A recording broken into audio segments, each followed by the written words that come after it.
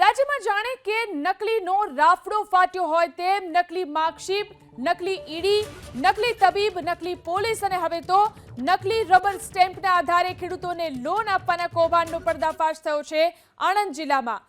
વસોના ઋષિલ મહેન્દ્ર પટેલ નામના યુવકની ધરપકડ કરી પોલીસે ખેડૂતોને નકલી રબર સ્ટેમ્પના આધારે લોન આપવાના કૌભાંડનો પર્દાફાશ કર્યો। આરોપી ઋષિલે નકલી રબર સ્ટેમ્પ બનાવી 35 લોકોને લોન અપાવી। એટલું જ નહીં, લોન ન મળી શકે તેવા લોકોનો સંપર્ક કરી નકલી દસ્તાવેજો બનાવીને લોન આપતો। પોલીસે બાતમીના આધારે આરોપી ઋષિલના પેટલાદના ઘરે દરોડા પાડતા વિવિધ પંચાયતના નકલી રબર સ્ટેમ્પ મળી આવ્યા હતા। એટલું જ નહીં, રબર સ્ટેમ્પ બનાવવાના મશીન સહિતની સામગ્રી પણ પોલીસે જપ્ત કરી છે। નકલી આધાર પુરાવા બતાવી આરોપી લોન અપાવવા પેટે એક અરજદાર દીઠ 2500 રૂપિયા વસૂલતો હતો।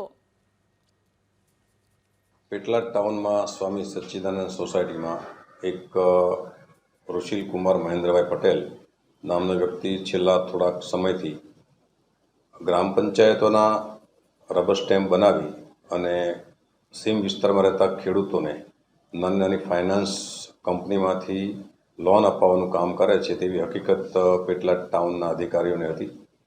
ડી સ્ટાફની મદદથી આ વ્યક્તિને શોધી અને હકીકતને સમર્થન મળેલું, જેથી સરકાર તરફે પેટલાદ ટાઉન દ્વારા ફરિયાદ દાખલ કરવામાં આવી છે।